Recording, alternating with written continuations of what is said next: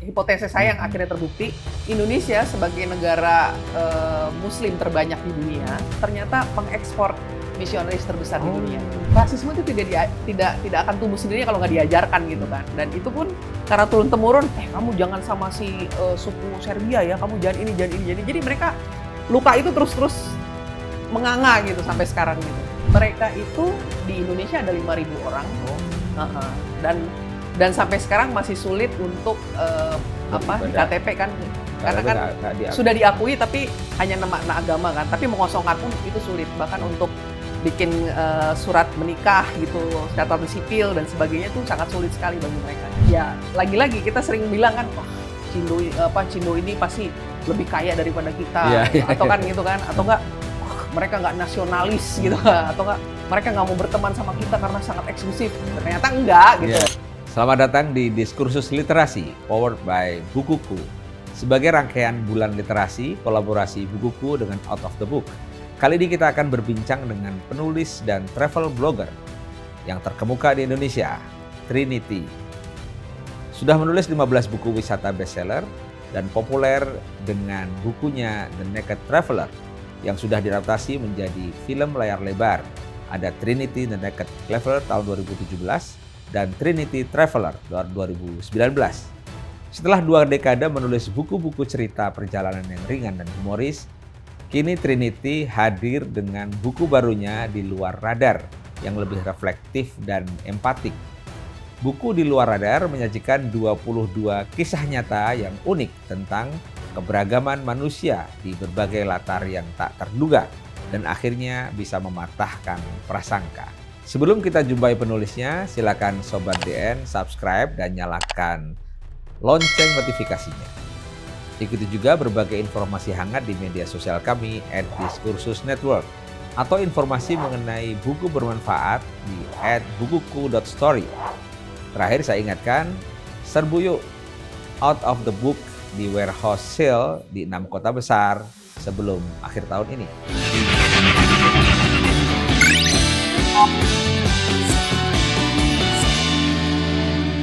Terima kasih sudah hadir di Diskursus Literasi, Mbak Trinity. Terima kasih. Ini dia Trinity, penulis buku traveler yang sudah kita kenal lama, dan tapi kali ini kita akan bicara bukunya yang baru yang agak berbeda nih, judulnya Di Luar Radar. Nah, gini, yang selama ini kita tahu kan Mbak Trinity ya, buku-bukunya itu selalu menceritakan tentang traveling kemana-mana, di berbagai tempat, di seluruh dunia gitu ya.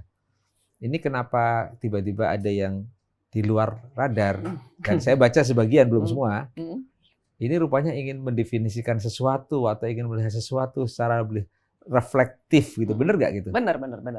Jadi kan buku The Naked Traveler kan ada serinya kan ya, sampai 8. Dan begitu udah selesai juga sebenarnya sudah selesai karena memang zamannya sudah berubah ya. Dulu kan bikin itu dari mulai blog ya, 2 dekade yang lalu gitu, di mana orang masih susah jalan-jalan gitu kan, dan segala macem. Dan sekarang orang sudah gampang lah traveling dan segala macem. Terus juga buku tentang perjalanan sudah tidak menarik lagi untuk di Indonesia ya. Bahkan raknya di toko buku pun sudah nggak ada gitu. Jadi memang waktu itu sudah mikir, aduh mau nulis apa lagi ya gitu. Tapi memang ternyata tuh saya adalah penulis sprinter, bukan maraton gitu. Jadi memang tetap dalam kumpulan cerita pendek gitu loh. Sebenarnya kayak lebih mirip ke esai sih sebenarnya ya.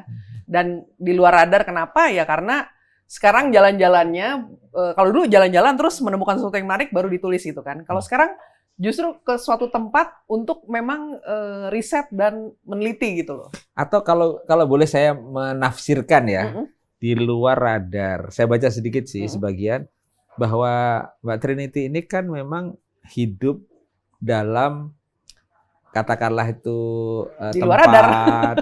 tempat etnis, mungkin juga agama dari keluarga yang mungkin beragam. Kemudian di sini disebutkan ya itulah di luar radar. Tapi dalam konteks traveling, apakah ini berarti ketika datang ke suatu tempat untuk mendalami sesuatu atau merefleksi sesuatu tidak ingin diganggu atau nggak ingin dipantau-pantau gitu atau gimana maksudnya? Ya memang sih, karena saya sendiri dari kecil memang orangnya di luar radar gitu kan. Oh gitu.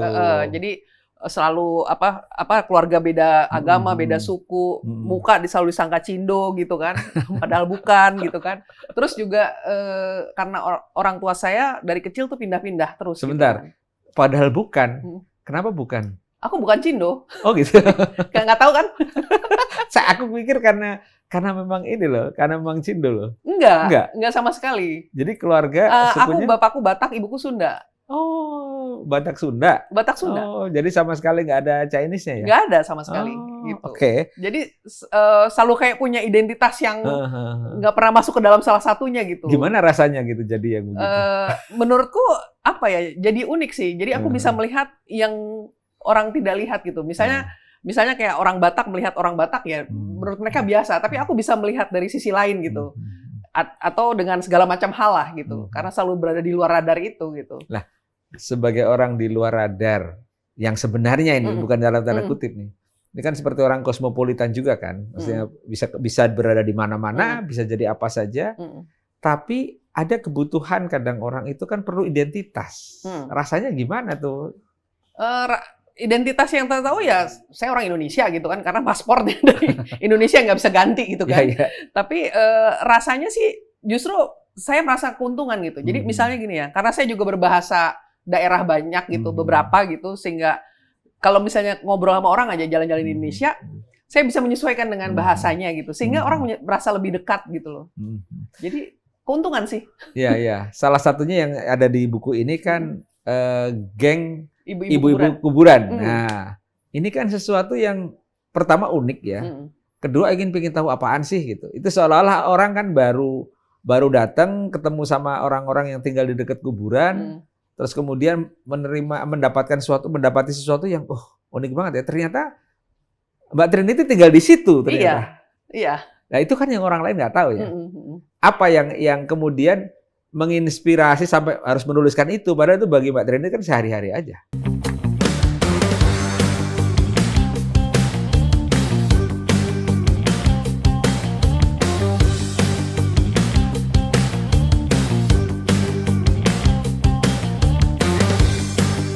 Justru karena sehari-hari itu dan padahal saya udah tinggal di situ kan udah lama ya, udah puluhan tahun lah gitu kan dari rumah orang tua gitu. Tapi kan ini bermulanya dari pandemi sebenarnya. Oh. Karena nggak kemana-mana, kita kayak bubble aja kan, mainnya di situ aja nggak keluar-keluar gitu-gitu dan saling membantu pada saat ada yang COVID dan sebagainya gitu. Jadi sering nongkrong gitu. Tapi ternyata yang setelah saya perhatiin gitu, mereka ya gitu, hidupnya ternyata mereka memang ramah, baik, suka berbagi gitu ya, tapi ternyata hidupnya cukup keras gitu loh. Tapi itu pun gara-gara menurut saya juga ditulis di buku, ada hal-hal yang mencengangkan sih bagi saya. Contohnya misalnya saya sendiri nggak punya kendaraan gitu ya, karena saya merasa nggak butuh, gampang sekarang tinggal naik transportasi gitu ya. Mereka tuh udah punya 3 motor, tetap beli mobil gitu. Yang mobilnya dipakai hanya setahun sekali untuk pulang kampung gitu. Tapi itu merupakan satu alasan kuat untuk membeli mobil. Dan ternyata saya tanya-tanya lagi, ini mereka tidak tahu mereka aja tidak tahu kalau saya adalah seorang penulis gitu.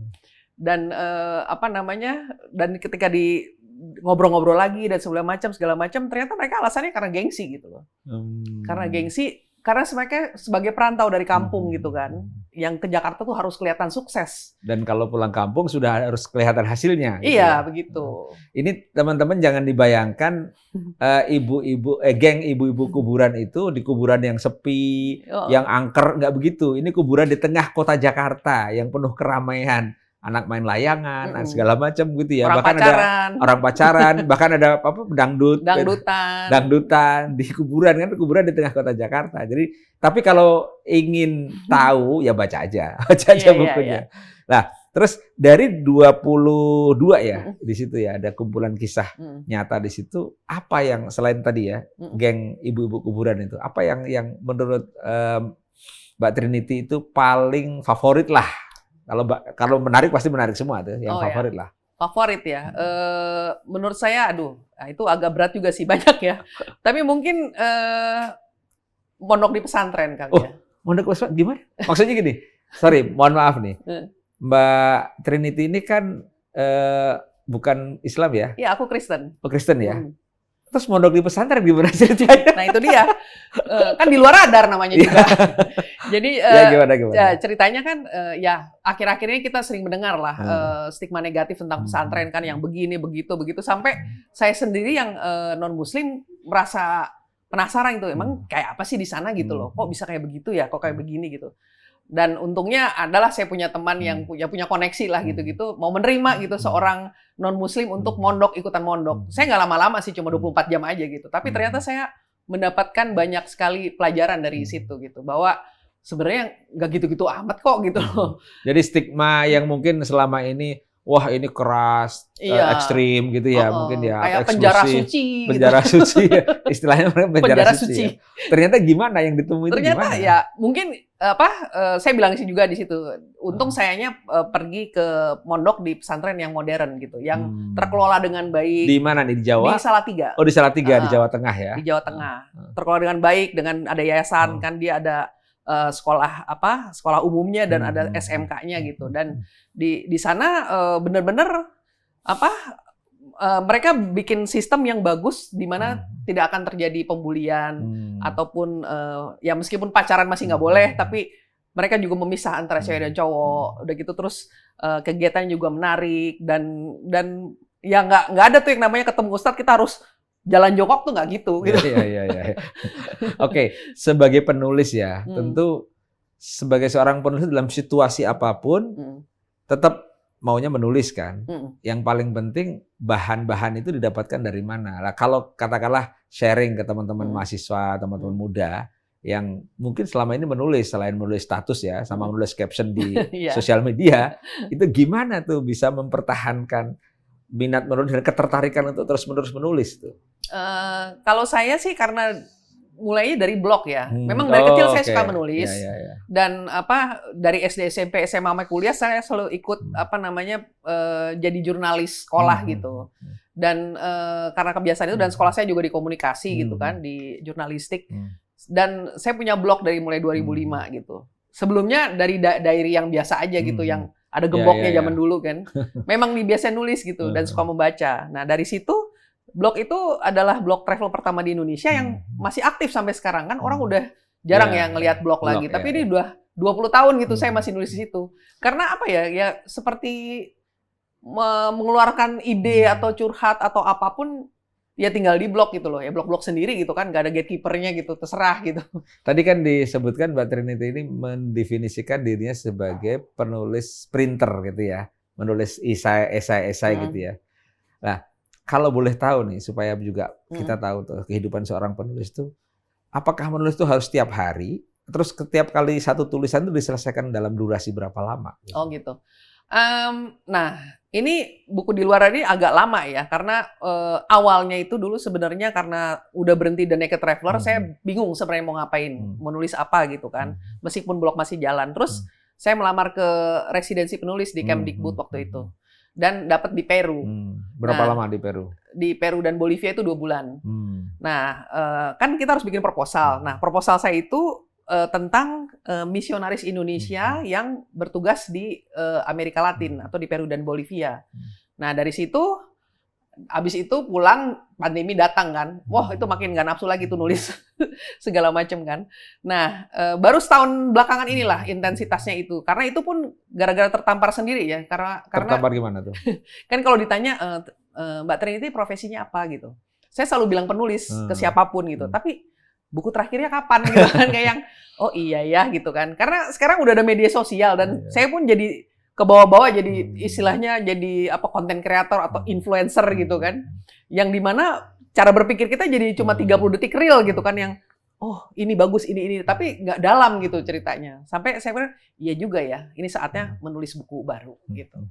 Nah, kemudian kan sempat ini ya, kalau buku baru itu artinya dari potongan-potongan cerita esai-esai itu diniatkan untuk jadi satu buku atau dari blog-blog yang esai-esai pendek itu kemudian dikumpulkan gitu aja. Kalau di Naked Traveler sebelumnya itu dari perjalanan ya, ada yang dari blog dipindahin ke situ. Tapi kalau ini totally baru gitu. Jadi memang diniatkan ke suatu tempat atau menulis sesuatu untuk ditulis gitu. Nah, nyambung yang tadi itu residensi penulis di Peru sama di Bolivia ya. Nah, tadinya kan memang mau menulis tentang misionaris Indonesia yang di sana. Hasilnya apa? Ada ditulis di sini juga. Jadi gini, premisnya itu adalah ini hipotesis saya yang akhirnya terbukti. Indonesia sebagai negara Muslim terbanyak di dunia, ternyata pengekspor misionaris terbesar di dunia. Jadi memang orang Indonesia itu sebenarnya nggak peduli dia Muslim atau Kristen atau apa, ternyata cukup religius ya. Justru memang penelitiannya kan religius kan, tapi menghasilkan misionaris itu artinya pastor, suster, bruder yang dia kemana-mana ya, kemana-mana ke seluruh dunia disebarkan gitu kan. Dan Indonesia adalah nomor 1 yang terbanyak gitu loh. Jadi di sana juga dikenal seperti itu di Peru sama Bolivia. Dan orang Indonesia kan mukanya ya kayak orang-orang Amerika Latin. Mereka bahkan tidak tahu kalau itu orang Indonesia gitu karena mereka udah bisa berbahasa Spanyol dengan baik gitu kan. Terus udah gitu budayanya juga agak sama gitu kan. Jadi ya bangga banget sih saya gitu loh bahwa wow, dia sampai ke pedalaman hutan Amazon. Makanya ini judulnya dibilang gitu kan. Kisah keberagaman dari kuburan Jakarta sampai hutan Amazon. Karena ngikutin para misionaris itu. Nah, kemudian sampai ke sisi ini keberagaman ya. Apakah karena memang Mbak Trinity sendiri dari keluarga yang beragam, tapi kemudian juga seorang Kristen, terus kemudian mengikuti misionaris segala macam. Tapi kemudian sampai ke titik keberagaman sampai ke pesantren, itu kenapa gitu? Ya karena ya awalnya karena awalnya mau menulis tentang misionaris itu, tapi kan nggak mau terlalu agamis dan saya juga bukan Katolik, saya juga belajar banyak banget yang saya pikir Kristen dan Katolik itu adalah mirip karena kita sama-sama memakai Alkitab, ternyata jauh berbeda gitu, jauh berbeda. Nah dari situ mikir kan, wah kalau gitu kalau misalnya dibikin tema gini-gini, bagusnya sih tentang keberagaman. Karena nggak cerita cuma pesantren juga, ada tentang agama terbaru, Bahai gitu contohnya. Ataupun tentang waktu saya ke Amerika, saya dikenalkan dengan Mormon gitu kan, yang gara-gara pas pandemi saya nonton di Netflix itu kan, wah ini kok serem banget nih agama ya, yang kayak cult gitu. Tapi cerita-cerita lain juga akhirnya menuju ke tema itu gitu, bahwa kayak misalnya tentang politik identitas di Lebanon atau Armenia, Bosnia Herzegovina dan Pakistan gitu kayak gitu-gitu. Jadi ya temanya jadi beragam. Tapi itu. Keberagaman sebagai sebuah identitas yang beragam itu satu hal. Tapi kemudian keunikan interaksi antar hal-hal yang berbeda-beda itu ada yang dilihat berbeda nggak dengan Indonesia, Lebanon, di tempat-tempat lain? Atau kurang lebih sebenarnya problemnya sama dan solusinya bisa sama? Gimana? Yang ditemukan? Sebenarnya sih, nah itu dia, sedihnya problemnya sebenarnya sama gitu kan, terulang-ulang kembali. Cuma memang justru dengan saya bikin tentang tema keberagaman ini, tujuannya adalah untuk mematahkan prasangka gitu kan. Mematahkan prasangka ya? Jadi kadang-kadang kita kan punya stereotip sendiri ataupun punya kecurigaan sendiri gitu. Padahal sebenarnya nggak seperti itu gitu. Dan seperti kayak contohnya perang saudara di Timur Tengah itu terjadi ya karena itu karena kayak misalnya gini deh, rasisme itu tidak akan tumbuh sendirinya kalau nggak diajarkan gitu kan. Dan itu pun karena turun temurun, kamu jangan sama si suku Serbia ya, kamu jangan ini. Jadi mereka luka itu terus menganga gitu sampai sekarang gitu. Nah, kalau misalnya ya melihat itu sebagai keberagaman satu hal, tapi sebagai seorang penulis kan selalu ada istilahnya hal-hal baru ya.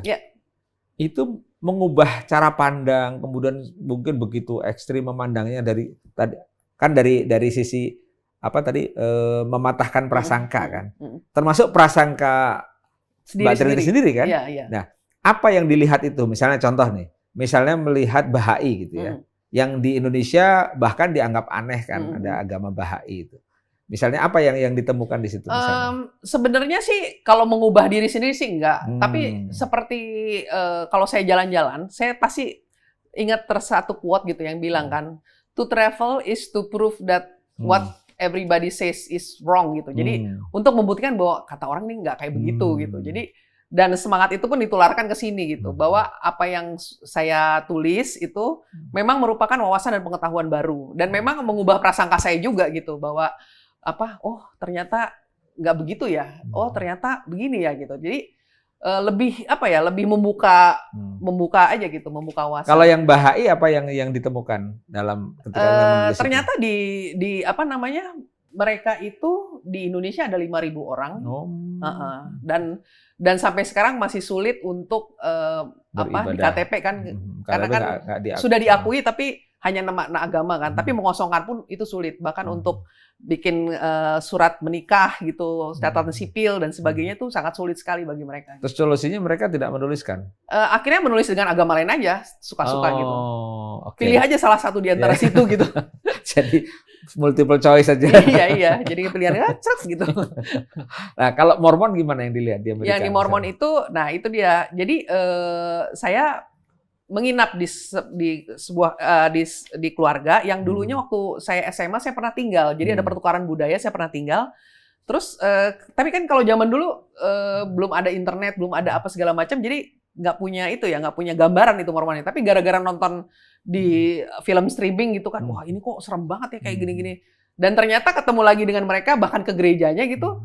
Oh, ternyata ya sama-sama aja. Ternyata yang diceritakan di media dan itu biasanya yang ekstrimnya. Jadi mereka punya yang fundamentalisnya lah kayak gitu. Kalau boleh ya, itu sharing juga kan. Kan ini kan hal-hal baru ya bagi para pembaca juga. Wah, ini menarik nih karena sesuatu yang baru ya. Nah, ketika menuliskan itu tentu dengan perspektifnya Mbak Trinity ya. Ada nggak feedback mungkin dari teman-teman atau mungkin yang sudah membaca draftnya segala macam yang kira-kira kok lu gitu sih gini, ada nggak gitu? Oh iya, jadi contohnya karena saya juga tentang misionaris ya, karena saya bukan Katolik, saya minta seseorang baca untuk yang Katolik untuk baca ini benar nggak gini. Jadi dia ngasih masukan sama seperti mondok di pesantren, saya kasih sahabat saya yang dia bilang, oh ini nggak begini, ini bukan agama, ini budaya, ini gini gitu. Jadi sama-sama kita berdiskusi dari itu dan memang udah diplot-plotin lah kalau cerita tentang kayak gini gimana. Kecuali ibu kuburan ya, karena mereka bukan pembaca gitu. Iya.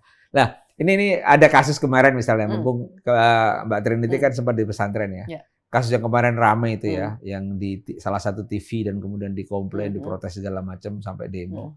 Kalau melihat seperti itu, mematahkan prasangka itu bisa nggak dengan cara yang tadi dan ketemunya gimana tuh? Yang digambarkan di pesantren ngesot-ngesot gitu-gitu tuh. Ya karena di media sosial kan, di media sosial, di berita gitu segala macamnya. Ternyata ya mematahkan perasaan begitu nyampe juga nggak begitu gitu kan. Dan mereka punya izin yang resmi, terus juga anak-anaknya nggak disuruh bikin bangunan apa gitu karena memang udah pakai kontraktor yang bener gitu kan segala macam.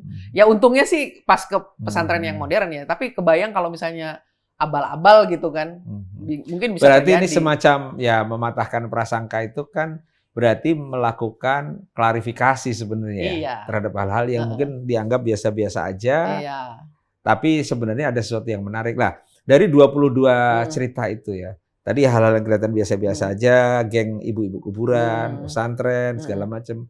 Ada lagi nggak yang kira-kira yang spesifik anak-anak muda yang memang mengakses selalu melalui sosial media segala macam? Oh ada, itu judulnya ada satu tulisan judulnya pedasnya rujakan netizen. Wih, gila. Netizen yang maha benar ya. Iya. Gimana itu gitu. Jadi di situ cerita kan bahwa ada K-popper terkenal orang Korea, Suli sama Gohara. Mereka itu sampai bunuh diri karena tekanan sosial media gitu.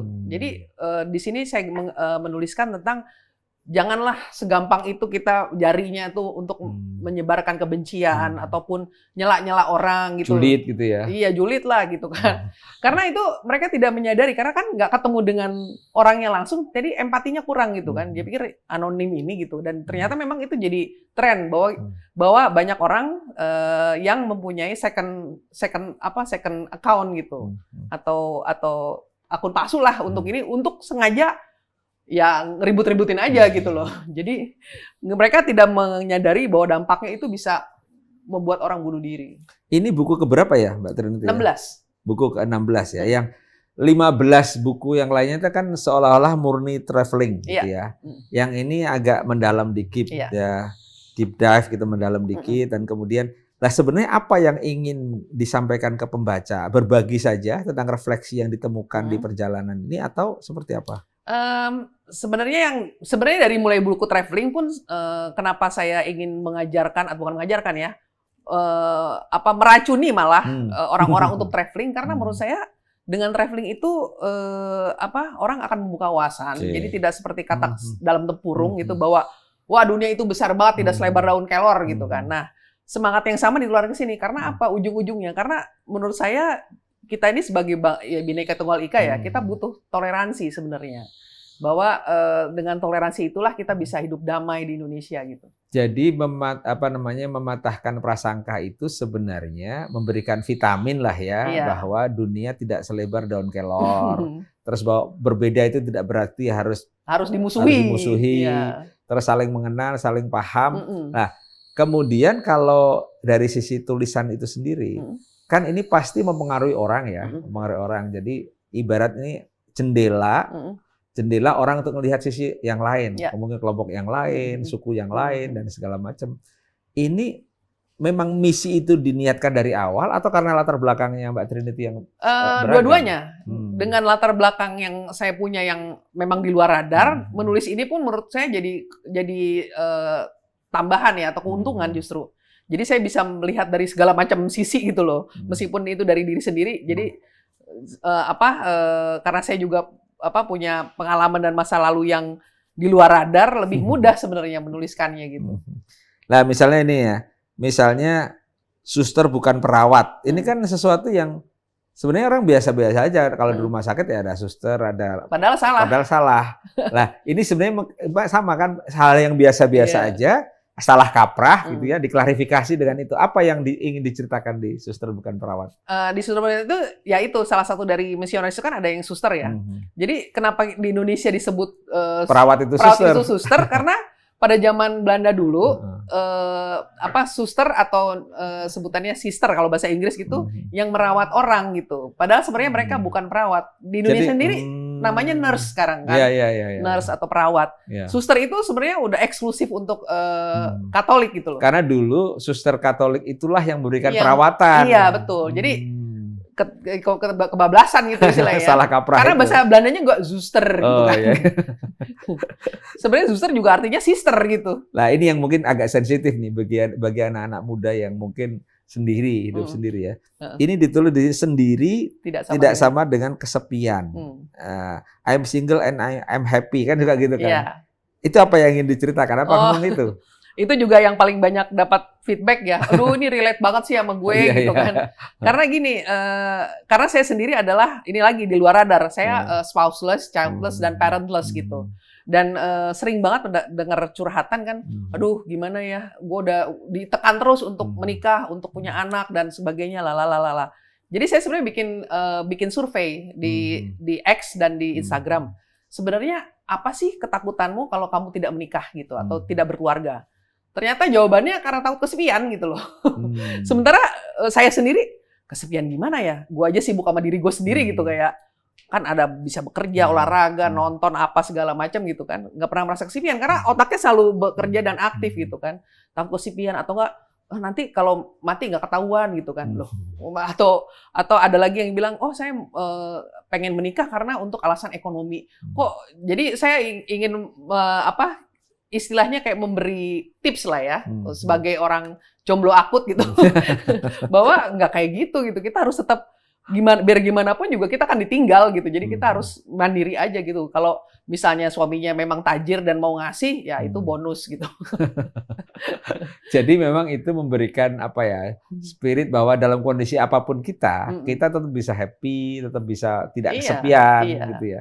Nah, tips itu apa sebenarnya? Maksudnya gimana supaya nggak kesepian? Saya aja misalnya berkeluarga, tapi kadang-kadang kalau ditinggal anak, nah itu ada quote-nya tuh saya bilang kan, lebih baik memang daripada tinggal sama orang atau menikah dengan orang, justru yang membuat kita kesepian, mendingan sendirian aja gitu kan.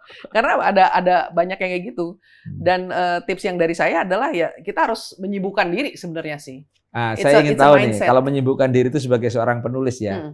Dalam 24 jam, ya kan ada tuh ya, itu sejak bangun tidur ngapain sampai tidur lagi. Boleh ceritakan? Kalau saya nih, bangun tidur olahraga dulu, olahraga. Bangun jam berapa biasanya?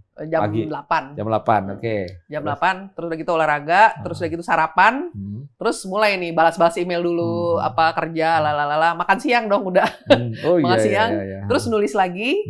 Terus sore-sore biasanya mau mendekati maghrib, ya saya nonton berita ataupun apa main di medsos. Baru makan malam, abis itu saya nulis lagi gitu. Biasanya sampai jam berapa tuh? Sampai Nah itu dia, kalau lagi intens banget sih bisa sampai pagi ya.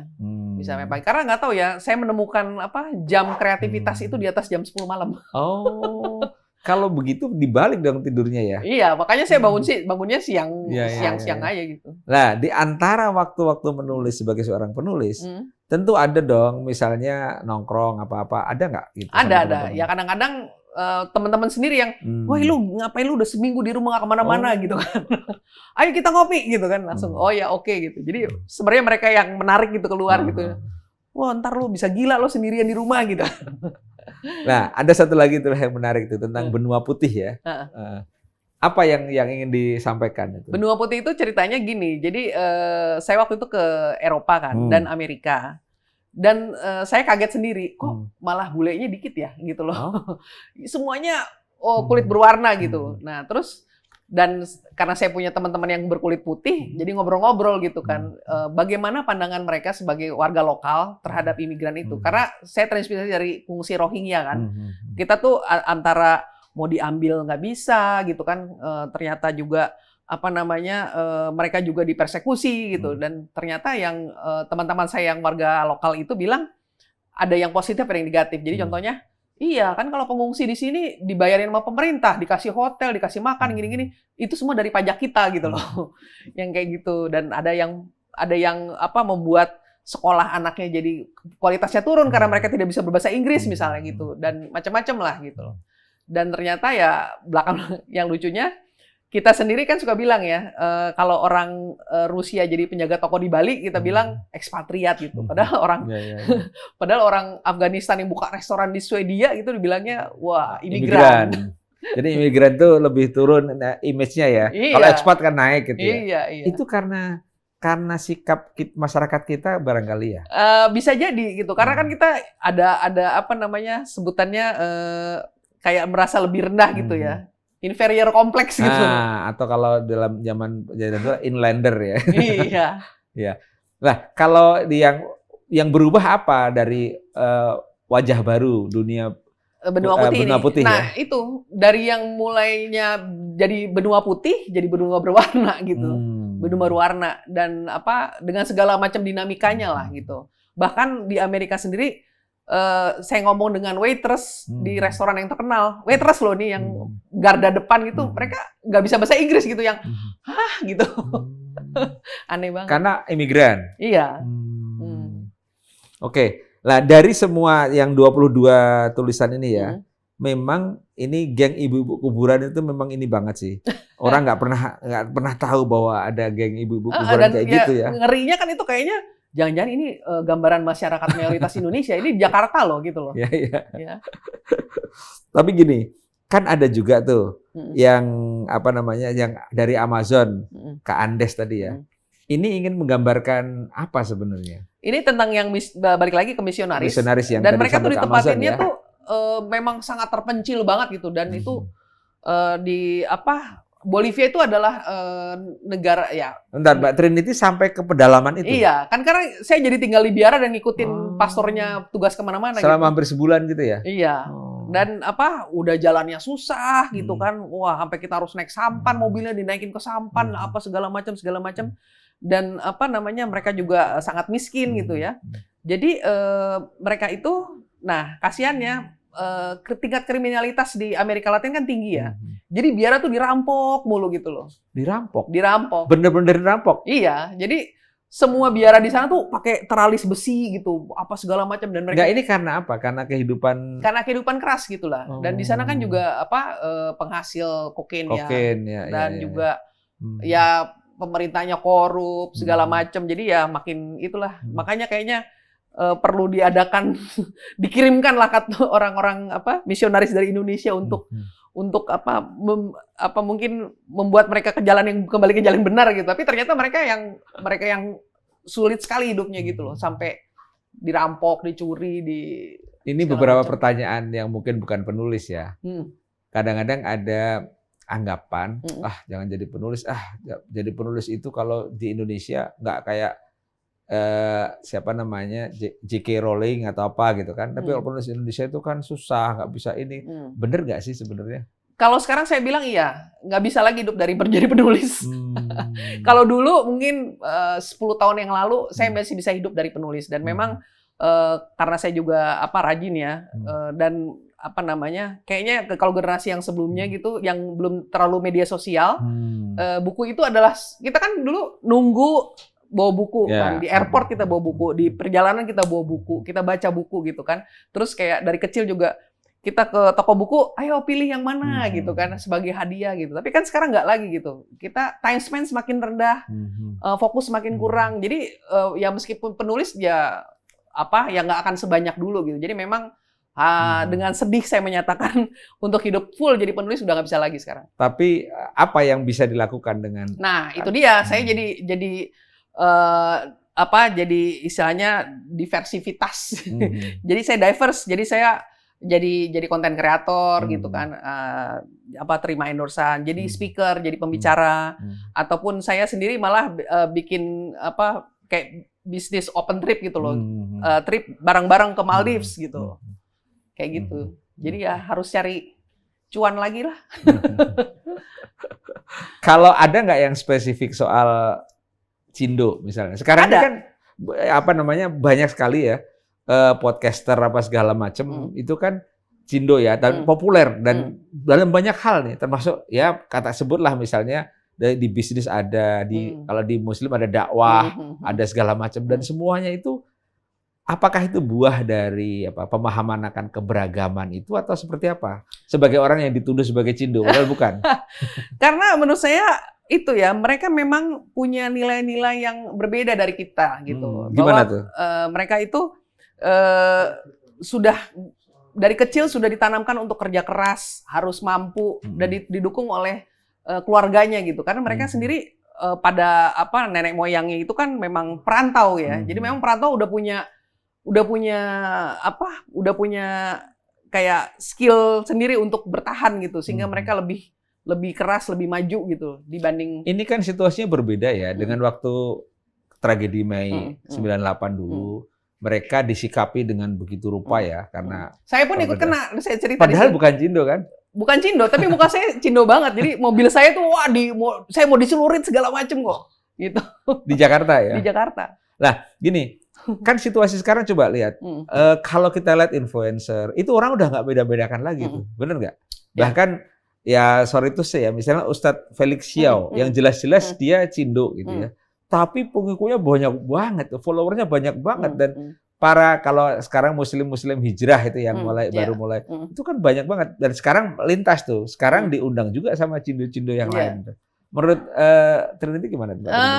Menurut saya sih karena generasinya udah beda ya. Kalau yang generasi yang zaman dulu memang kita dilarang kan oleh Pak Soeharto zaman rezimnya dulu, bahwa kita nggak boleh pakai nama Cina asli, gitu kan, nggak boleh merayakan Imlek. Nah sejak era Gus Dur tahun 2000 betul, itu semua